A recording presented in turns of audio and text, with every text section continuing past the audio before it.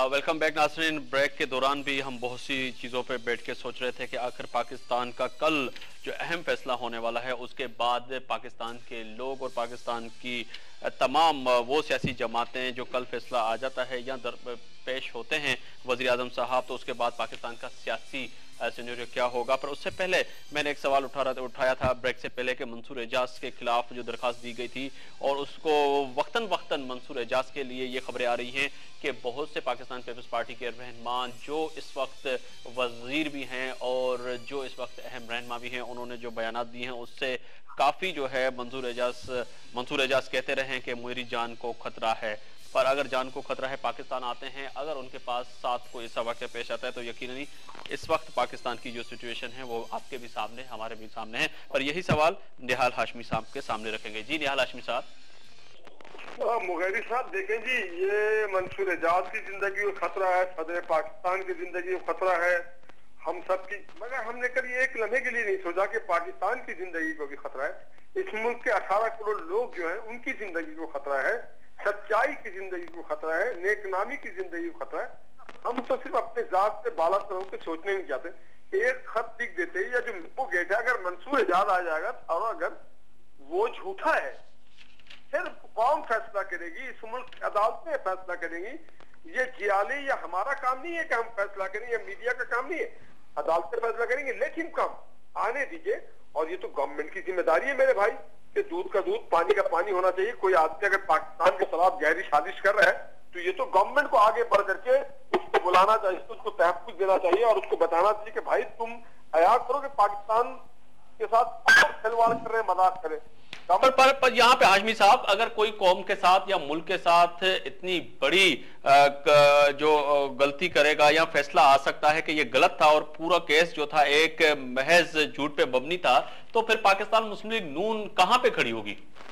जी मुस्लिम league नून जहाँ पे खड़ी वहीं पे खड़ी होगी। हमने कम से कम अपना वो फर्ज अदा कर दिया कि जनाब आला मुल्क के खिलाफ अगर कोई साजिश बैरून मुल्क बैठ के किया जा रहा है और उसके साजिश के ताने बाने अगर पाकिस्तान से जुड़े हुए हैं तो क्या हम आग बंद करके बैठे रहे? जी फिदा हुसैन साहब, फिर मुस्लिम लीग नून तो वहीं पे खड़ी होगी। मुगीर साहब देखें, क्योंकि पाकिस्तान के अंदर जो सियासत करने का एक स्टाइल है, यकीनी तौर पे हर सियासी पार्टी को ये हक है, जमहूरी हक है कि वो सियासत जिस तरीके से करें। और मैं मुगीर साहब आखिरी बात करना चाहूंगा, अगर आप समझते हैं कि आप ठीक है तो आप फर्ज बनता है आपकी दिफा करें, आप जाकर के पर्दापोशी करें। पाकिस्तान का मामला है भाई, कोई छोटा मोटा मसला नहीं है। जी सर जी। हाशमी साहब देखें ना कि पाकिस्तान पीपल्स पार्टी के दौर इक़्तिदार में आप हमारे साथ 1 साल या 1.5 साल हुकूमत में रहे भी, और मुझे वो मुगीर साहब याद है जनाब इसाक डार साहब की वो स्पीच जो उन्होंने सेनेट में की थी। एक हफ्ता हुकूमत में रहे सर एक मिनट सर, मेरी बात सुने ना, मैं आपको नहीं डिस्टर्ब कर रहा हूँ ना।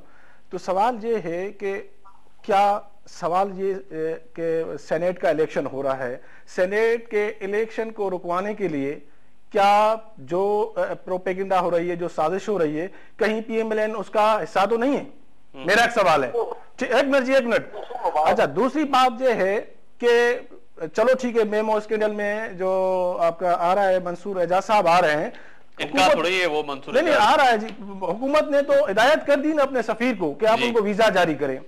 वीजा जारी अगर सच्चा होगा तो आ जाए, बिस्मिल्लाह मैदान है, आप आ जाएं। और अगर हम झूठे हुए तो यकीनी तौर पे मैं आज ये दावा से कह सकता हूं कि वो झूठा है, वो नहीं आएगा, कभी नहीं आएगा वो पाकिस्तान में। वो थ्रेट्स या उसके लाइव थ्रेट्स को ये सिर्फ टैक्टिक्स है। कैसे आएगा? फिदा हुसैन साहब आपस में बैठे हैं, अगर बात करें तो ये जो सामने बातें आ रही हैं कि उसके खिलाफ दरखास्त दी गई पुलिस थाना पुलिस सर, जो पाकिस्तान की सॉवरेनिटी के साथ जो स्टेटमेंट हैं, फिर आपके जो देखा जाए तो जो वजीरों की और आपके बहुत से रहनुमाओं की स्टेटमेंट है वो भी तो देखें। पाकिस्तान की सॉवरेनिटी के साथ जो सलामती और बका के लिए वो तो फैसला हो तो फिर पता लगेगा। नहीं, उसने जो उसने जिस तरीके से वो साजिश कर रहा था, और अगर वो सच साबित नहीं हुआ तो फिर पाकिस्तान के अवाम को फैसला करना पड़ेगा कि आपकी अवामी क़यादत। कल आपके साथ थी नेटो पे, हमने स्टैंड लिया, पाकिस्तान पीपल्स पार्टी की हुकूमत ने लिया, इत्तेहादियों ने लिया। पीपल्स पार्टी की क़यादत कभी भी कोई ऐसा अमल नहीं कर सकती मुगीर साहब जो पाकिस्तान की बका और पाकिस्तान के अवाम के खिलाफ हो। मैं ये दावा से कह सकता हूं क्योंकि हम ग्रास रूट के वर्कर हैं। अगर ये कोई सोच के और बुग्ज में आके ये कह रहा है कि नहीं पीपल्स पार्टी की क़यादत पाकिस्तान के लिए कुछ नहीं काम किया, तो वो जुल्फ़िकार अली भुट्टो था जिसने पाकिस्तान को बनाया था।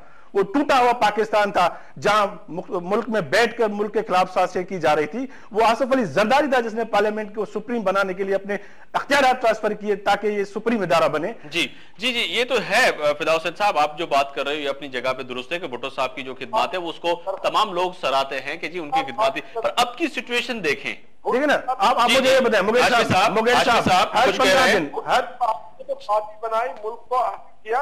आसिफ जरदारी साहब तो आज तक बीबी के कातिल को नहीं पकड़ सके। भुट्टो साहब और आसिफ जरदारी का मुआवजा बड़े जुल्म होगा काम के साथ, बड़ी FIR हमने दर्ज की है, केस हम चला रहे हैं और केस में 80% हाशमी साहब ये आप लोगों को वर्गलाने की पूरी कोशिश कर रहे हैं। और लोगों को पता है कि आसिफ अली जरदारी ने जिस तरीके से, जिस दिलेरी से, जिस दानिशमंदी के साथ आगे जा रहा है वो आपने तस्वर भी नहीं किया होगा।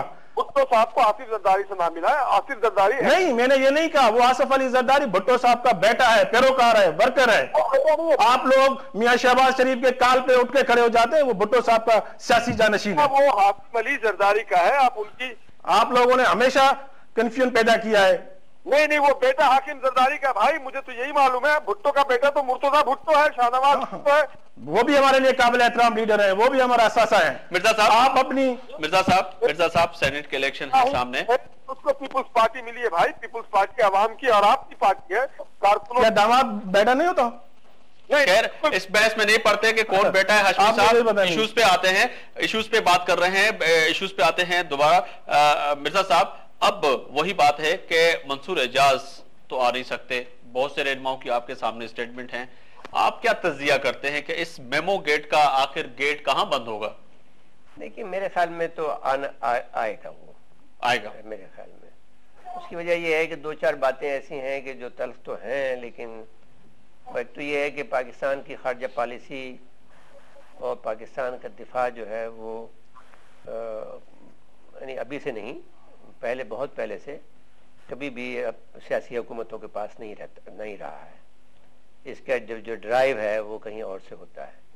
तो अब इस सूरत हाल में जब ये मामला आ गया मेमो गेट का, और इस तरह से अब चाहे ये कंस्पिरेसी हो अमेरिका ने, क्योंकि हमें बहरहाल इसके हक में फैसला हो या इसके खिलाफ फैसला हो, या वो आए या वो ना आए, उनका बुनियादी मकसद ये है कि हमारे मुल्क को अदम इस्तेकाम का शिकार करें। एक तो बात ये है।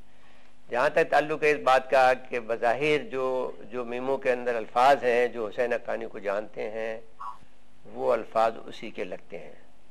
फिर वो ये कहता है कि जो ड्राइव है वो कहीं और से, हिदायत कहीं और से आई है।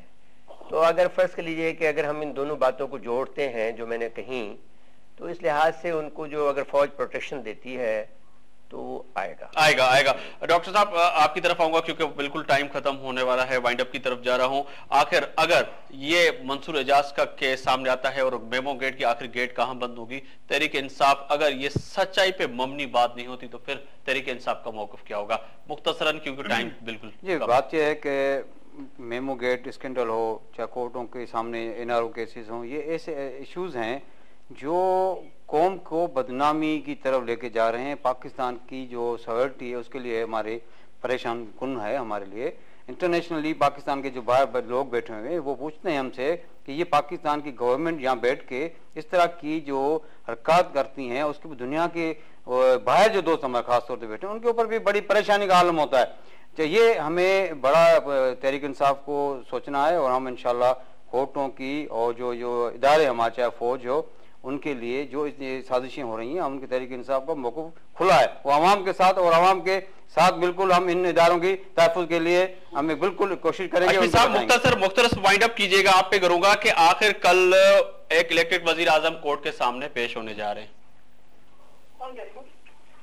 जी, ये एक अच्छी बात है। ये उनको बहुत पहले कोर्ट के सामने पेश हो जाना चाहिए था। माजी में भी वो पेश होते रहे, जब वो जेल में रहे अडियाला, जब उनके ऊपर इल्जाम था कि उन्होंने मुलाजमतों को मिसयूज किया था और सुप्रीम कोर्ट में एज स्पीकर मिसयूज किया था।